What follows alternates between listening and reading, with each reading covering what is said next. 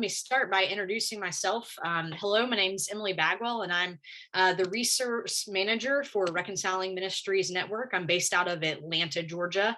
My colleagues and I are scattered across the country, but I am joining you from Atlanta this afternoon for me. And let me just give you a little bit of context for the conversation that you are joining in today. This is something that has been hosted by Parents Reconciling Network, which is an extension ministry of RMN, and they do a lot of work just over the years has had different iterations. One of the things that they are well known for is the stoles that show up at general conferences, and many of you have experienced them in your own annual conferences. That's been a project that's kind of been birthed and born out of Parents Reconciling Network and shared with many partners who have participated in the years. But they're about supporting and advocating for LGBTQ folks, particularly their own children. So some of you may have a queer child, or you are a pastor at a church and just looking for ways. We wanted to make this first conversation that is setting up a new rhythm for Parents Reconciling Network. They're planning to do monthly meetings, Zoom meetings, that will cover a variety of different topics. So 10 ways to help your church become more inclusive. It's a guide, and it's to help build relationships. That's the core about what it means to be inclusive and welcoming, right? Is to build on relationships. So the first thing, if it will go, there it goes, is to pay attention to language. Language is, I'm going to go ahead and flip to that one, and then I'm going to have to go back. Language is big. It is, I'm skipping over myself. It will occupy a lot of places in these other additional 9 things that we talk about today.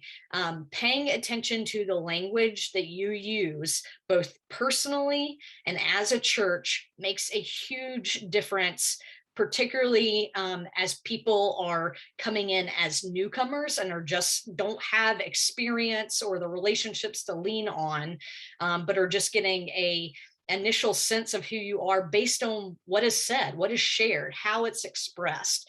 And so I want you to think about 3 different areas that happens. One is what is spoken out loud, what is said by the pastors, by people, the educators, Christian educators, Sunday school classes, children's Sunday school teachers, and volunteers. When you have your welcome team, if that's something you have at your church, what are those words that they are speaking to people as they come in the door? Paying attention to the language that we use. And we'll get specific about some particular language pieces to be aware of in just a minute. But another area is printed. You have a great opportunity in your printed material to have an impact. What do people see when they read? What's the language that's being used? This is online, this is in your bulletin, these are in your newsletters, these are on boards. I mean, some of you still do bulletin boards around the church, right? Those still exist. What's there? What's the language being used on display and printed? And then personally, it's about what you are sharing and saying to those that you speak with. And to be cognizant of the way in which you are relating to those around you and who's hearing, and all those little hallway conversations. I believe that those make a big difference, and they express what you believe and what your approach is. So you just need to be aware that those things matter, and there are ways that you can make an impact just by what you say, regardless of whether or not you're just attending church on a Sunday morning, or if you're in front of folks leading in a capacity. So let's go into a couple of examples about how this might play out. And this is, again, I hope that you're thinking of some ideas that maybe you've talked about with your church and your church leaders.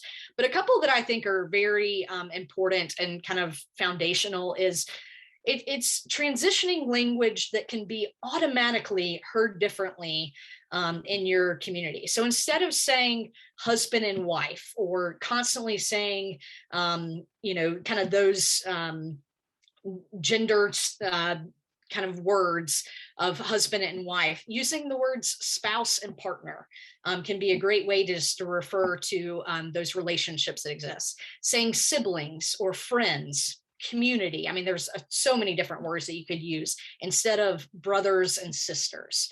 That is immediately leaving out a group of people and just kind of presenting that binary mindset instead of seeing a non-binary spectrum there.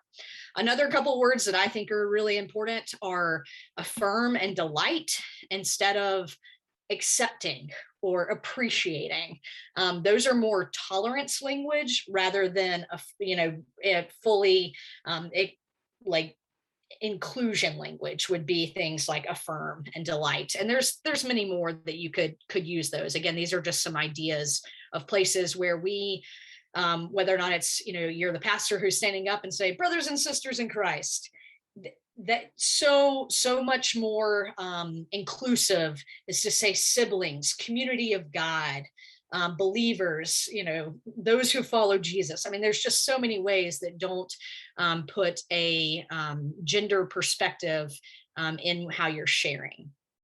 Some other things that are a little less like this versus this that I would, if you haven't had these conversations, might be good for you to kind of consider again for yourself, or if you're a leader in the church or volunteer working, is to think about ways that you use dark and light language. And often what we do in the church is there are many examples of times where we use dark to equate to a negative,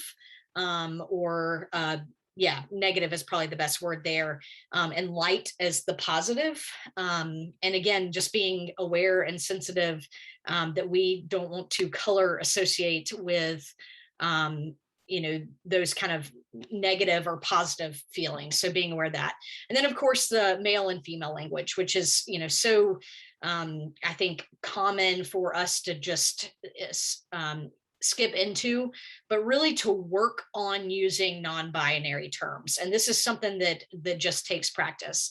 And kind of as I did these tips over on the side here, you can see the suggestion is, the tip here is to spend 1 week at church listening to the common shared language of your community. What sticks out to you?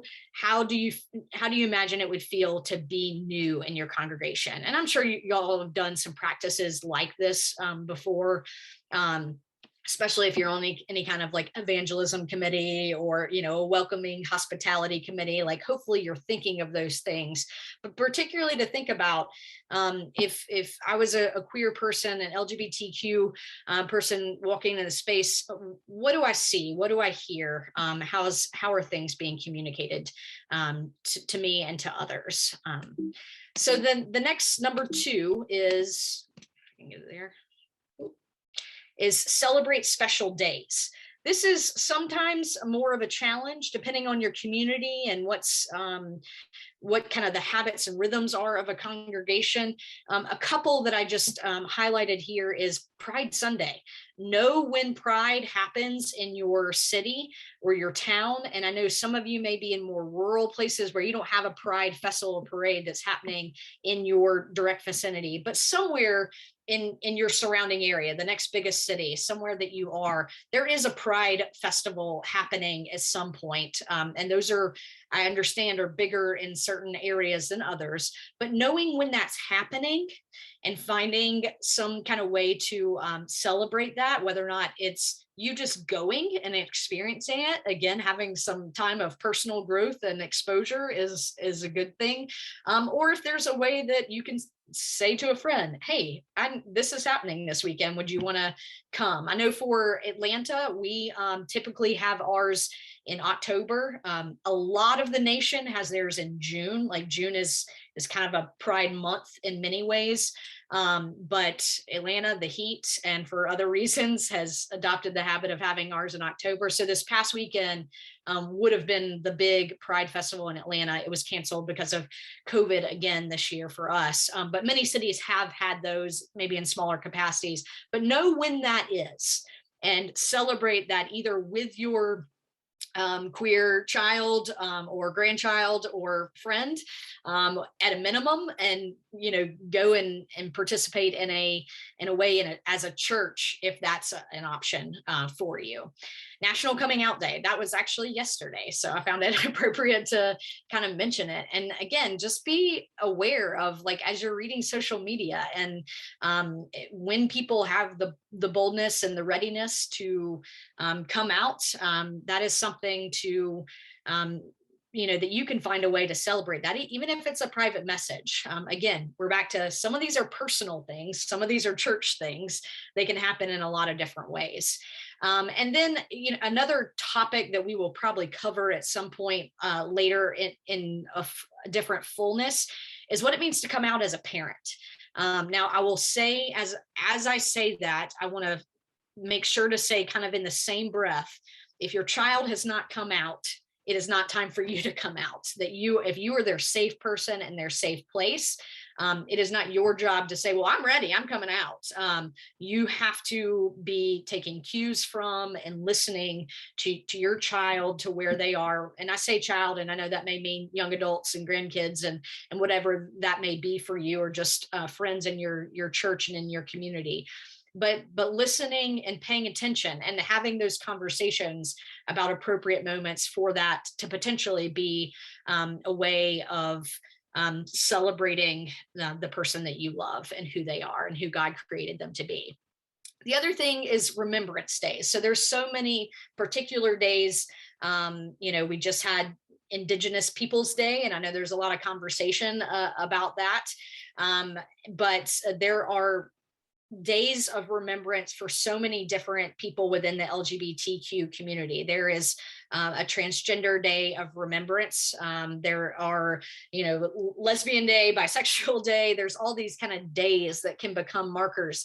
And again, I understand that there's going to be churches that are in so many different places.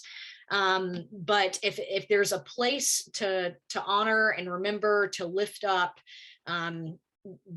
that is a good way to do it, is find those special days and honor it with your church community.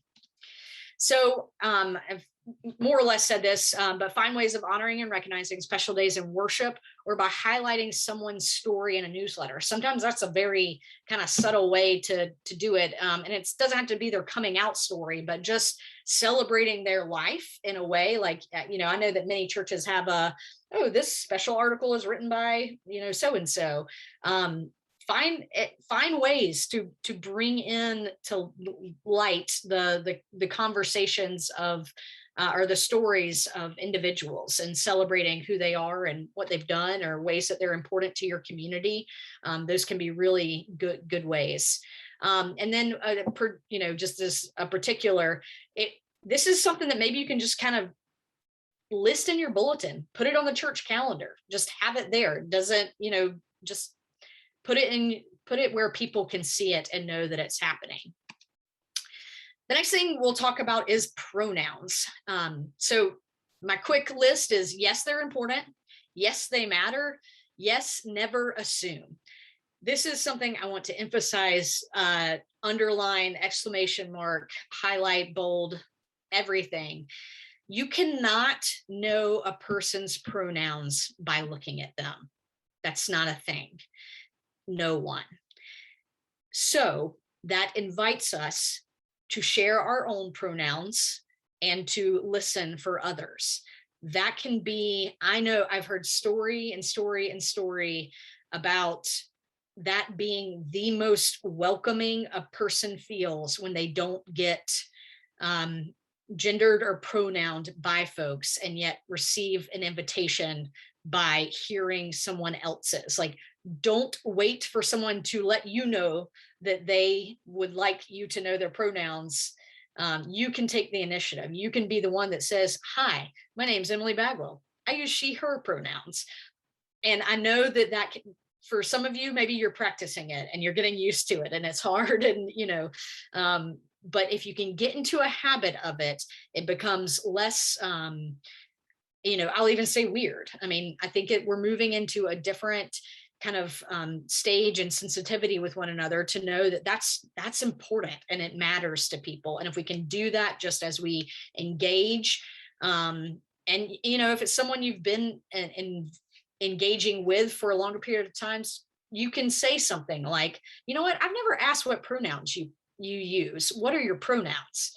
And then a phrase that I would like to just kind of put in front of you is that it is also important to not use the words preferred pronouns.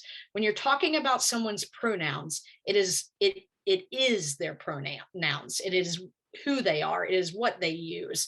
It's not their preference to use it.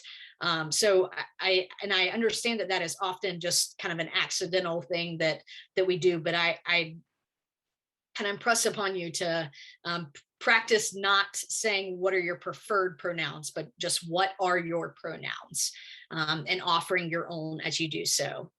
So if I will have a bunch of different links at the end of this that, some places where I've gathered some of these ideas today. And this one is a great one. One of my colleagues, Izzy, actually has it in his a signature line next to his pronouns. And I've always found it helpful just to, if you want to read a little bit more about the what and why, this is a great website to go to, just mypronouns.org. And I think it'll be pretty easy to find it. The biggest thing is practice, practice, practice. Use your pronouns in all kinds of situations. It will make it easier, I promise. A very practical tip is put your pronouns on your church name tag. I know a lot of you do have church name tags. I'll even suggest that if you don't have church name tags, that's something easy you can do, just as an act, is like create your own little name tag and put your pronouns on it and wear it to church. I think that's a good just welcome sign that a lot of people do, but include your pronouns on any kind of church name tag. And if you're leading a group, a Sunday school class, a small group, whatever it is, and you're a game with someone, encourage people to add their pronouns to their name tags. I promise that for our younger generations, this is just something that so many are more automatically doing. I know that's not the case across the board, but many, many, many young people are just finding it just automatic to include pronouns when they introduce themselves to each other. So it's something we older adults who have not had this practice for longer have to work on. Next thing is think about your church library. Now, some of you may be like, what? I don't do church library. We don't have this. But I did want to cover it because we've had so many people ask for lists of different books. And so we've worked on kind of curating some good titles and to kind of update what's in your church library. I think it helps to have a specific section. Maybe you want to label that affirming, or how LGBTQ plus, however you want to do that. But if you have a space in your library that is curated to have updated, good conversational, pieces that would help people in a variety, coming from a variety of different approaches, engage with good materials to read and to grow, that can be an incredibly helpful thing. The other thing is just update your materials. I kind of just said that, but there are some books that need to go, y'all. Like somebody needs to get into your church libraries and get rid of some things. It needs to happen. And then you want to provide diverse perspectives. Like that is something that we at RMN know that everybody's at a different starting point or a different place in their journey. So help people by having some different materials that are there, again, with the lens of being affirming and working towards inclusion and welcome, but diverse perspectives. Not all white men. Do not have all white men as the authors in your library. Make sure you're being intentional about different voices that you're highlighting, that really help us to gain the best perspectives, understanding, so that we can. Don't forget about kids and youth. Your youth and your children are probably not running into your church library, but they are in their classrooms and they are hanging out in their youth spaces. And so this is another place that needs to be evaluated. Go into your nursery and see what board books your 1-year-olds, your 2-year-olds are looking at. What are the messages that they're getting at their church? As even in their youngest years, that's really important. And this can be a great way to help if you're a volunteer or if you're working with children, find good books to read to the kids. That can help open up conversations immediately, and give them a place of welcome and space at their church. I just think that that's a very important and kind of easy place to look and evaluate what we're doing there. Okay, 5. We're halfway there. Okay, host learning, listening opportunities. I think that this is, regardless if you're a lay person or a clergy person, church people like to have conversations, right? We like to gather.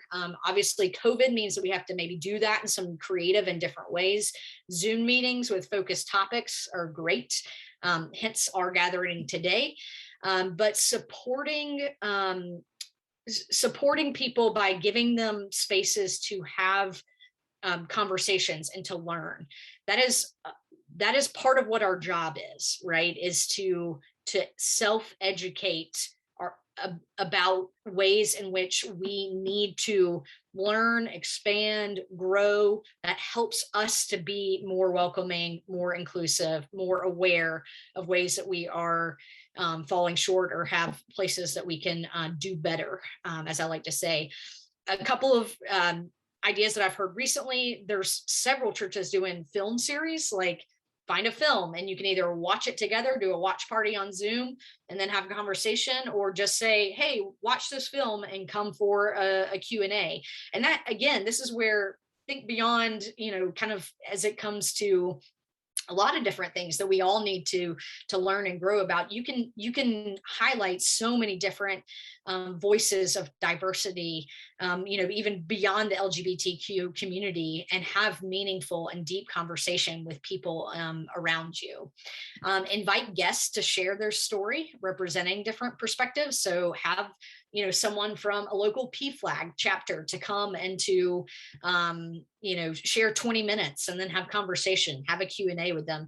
Be creative about people in your community, whether or not they're involved in the church or not involved in your church, who can host a conversation. There's a lot of willingness for people to come and to do that. They just have to be asked. And that's something that you all as lay people or clergy can help facilitate. Oop, went too far. Visual appearances. So I just want to encourage you all to look around, first of all. And as you walk into your church this is kind of, again, one of those, like, if you're on a hospitality team or evangelism committee, maybe you've had this kind of experiment of, like, from driving up, like, what does it feel like? What are the messages that people are getting? And depending on where your church is, I know that everybody's not flying a rainbow flag outside their church. If that is something your congregation is open to, what a great early witness outside your doors to come in and see a rainbow flag of some sort. If you're a reconciling community, I hope that you have, the logo out for people to recognize and to have that early sign of inclusion. But what do people see and read as they enter your church? And again, this is all the way from the parking lot into inside, whether or not that be sanctuary, or if you have a fellowship hall that's a gathering place, a coffee hour, wherever people gather, what are the opportunities for them to to read or to see things, and what are they seeing when they do that? And if you don't have, like, some kind of welcome or connect area, that's a great thing for churches to work on building. Often that's a team of people that there's a rotation, and you can train those volunteers to to be the welcoming faces as people walk in, not just someone handing out a bulletin as you walk in, but someone really there and prepared to engage in conversation and true welcome and inclusion. And that's something that can be started if it doesn't exist, or expanded or trained more fully, perhaps in your church, depending on what your the makeup of your situation is for your congregation. Have materials about your church reflecting inclusion and justice. That can be mission and outreach. It can be so many different things, but think about what you're kind of saying. Hey, this is what we care about. This is what's important to us. Is there a brochure that you create? The other thing is bathroom signs. And again, this is kind of down to a practical. And I know that this can be such a big deal. And like, to get signage changed in churches is not an overnight process. I get that. But do you even know what your situation is in your church? Do you only have women's and men's restrooms, or do you have some private restrooms somewhere in your church? And if you do, what is the signage? Does it say all gendered or all,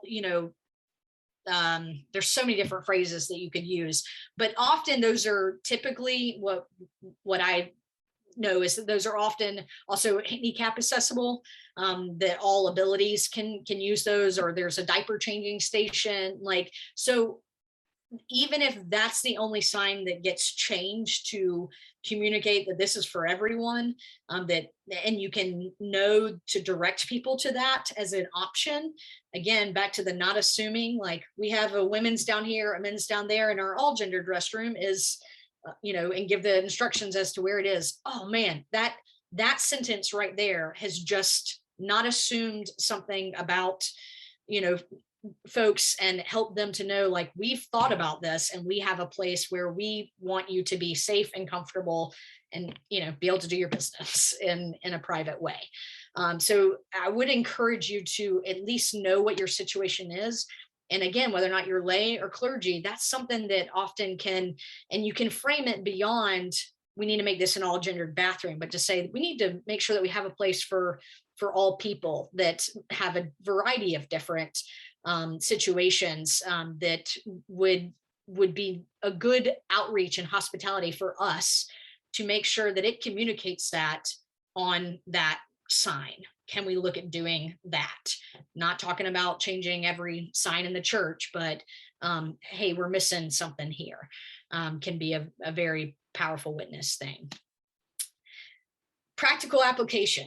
So I just did a quick list, and this is, again, I hope that when we fall into conversation in just a minute, we're getting close to transitioning to that time, is what can you do just as an individual, as a person, go into your church, and this is obviously, it can extend beyond the walls of the church, but with our conversation today is, to think about, I know that many of you are in places where it's not welcoming, it's not inclusive. You're hesitant, you're nervous, you're scared even of kind of expressing. But when you are ready to take some steps, what are some steps that you can take, right? So a pen, like I'm talking about, I think a fancy word is a brooch. Is that right? I think, but just a pen. It could be a rainbow pen. It could be, love means love. It could be a reconciling ministry pen, but I'm talking about like not a writing pen, but something that you can affix to your dress, your jacket, your name tag, whatever it may be, and have that as a visual representation as people are talking to you. People might say, what's that rainbow pen about? And then you have an opportunity to engage in conversation. Again, wear a name tag and put your pronouns on it. That immediately communicates a sign of welcome and inclusion. Wear a mask with a message. I assume that many of you are, if you're going to church in person, you are wearing masks in church. And, I've heard so many people say, we ordered a ton of rainbow masks, and we'll hand those out to anybody who wants a rainbow mask, or, literally to say something on it. And I don't say that as I know there's always that balance of political move and, conversation, what's controversial, but it is an opportunity. It's a place where if that's something that you could possibly do, it's an opportunity that you have. I don't know what the dress is or what you feel comfortable wearing to church, but wear t-shirts that have a message on it. I mean, there's so many creative and fun and beautiful t-shirts out there that address all kinds of isms that exist in our world today. And you can be one of those people that wears a shirt that says Black Lives Matter and or LGBTQ lives, our beloved children of God. I mean, whatever it may be, that get creative and wear those. And if you can, wear them to church. Think of different places in your life you can display love and welcome. And this is, again, because I wanted to help all of us to think about our personal lives and just how we move and exist in our communities. I would invite you just to kind of like think about that. What is a place that you could display a sign of love and welcome?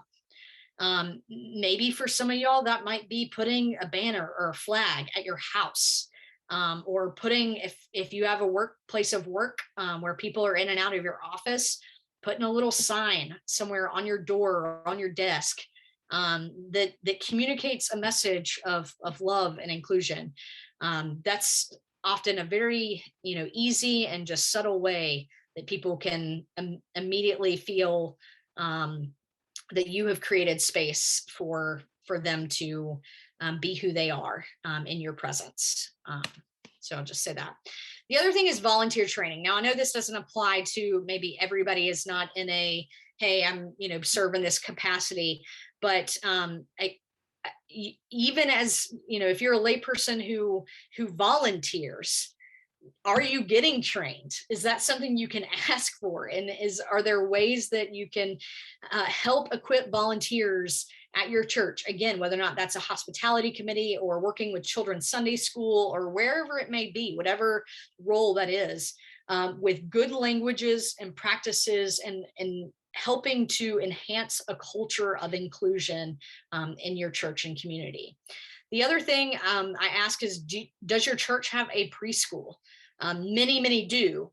What a great opportunity to work with a school for some shared trainings. And sometimes our church preschools are kind of ahead of us and they've already had some of those trainings, and maybe that's just a good opportunity for some church volunteers to join in. Or maybe it's something that both need to work on or think about, is what are we saying? Like, if we're always saying your mommies and your daddies, then we're not seeing the big and full picture of that families look a lot of different ways. And some families just have one parent, some have multiple parents, some parents are their grandparents, some people are their aunts and uncles. Like, just being aware of the different family makeups, and that can happen often through some good training with our volunteers, what is being communicated. There it is. So the ninth thing is start a group. One of my colleagues, Helen Ride, often uses the phrase that there are other people around you that are having inclusive thoughts. And I love that phrase because I believe it to be true. Even if you're in a more conservative area where often you feel a little bit more isolated and alone, there are others, I promise, who are having inclusive thoughts. Maybe they don't have the language yet or the confidence yet to be able to engage with others in conversation about that. But as you become comfortable with sharing your inclusive thoughts, regardless of where that is, on a spectrum of where you are in your own personal journey, what a great way to engage with others. And I say start a group, and I don't mean like, this needs to be a 20-25 people meeting every week, but do you want to do coffee with someone that also is thinking about things that are similar to you? Engage with friends in your church and in your community who are also wanting to process. And you don't have to be all the way, in the exact same place, often that helps us to learn and to grow, is to hear where other people are, and to grow together. And that kind of hits on create an environment for people to share and grow. And that can happen in a lot of different ways. Like I said, keep it simple. A coffee date with a friend is a great opportunity to grow. So starting a group may feel overwhelming, but if you have a desire to have conversation, there are likely others who feel the same way. So just keep that in mind. And then the final thing that we will look at today is the invitation to share your story. Find ways for you to be able to talk about your thoughts and feelings and why they are important to you. And that kind of just is a springboard from the previous slide of starting a group. It may not be a group. It may just be you having the opportunity to go sit down with your pastor and say, I want to share with you what's going on in my family's life, or what's going on, or what I'm concerned about, or what I'm paying attention to, or what I'm learning. And to say, I want to be engaged in this conversation alongside you, and to know if there's some ways that in our church we can have these conversations together. Like, you as a layperson, you as clergy have the opportunity to share in a more intimate way. And so think about and pay attention to where those opportunities are there. And the other thing is invite others to share their story. You got a story, but everyone else does too. So where are those opportunities to listen and learn from one another? So I'm going to send this resource list to you. There's a couple of book ideas. These are some links to some good resources. Some of them, the first one is actually the Building an Inclusive Church Toolkit, which if you've been through the reconciling process, that's what your church utilized. It just has a bunch of different, good ideas, and helps you understand, if you are thinking about going through the reconciling process as a congregation or as a community or as a small group, some of the ways that you would do that. And we can talk more about that if anybody has specific conversations. But then these are just some other resources.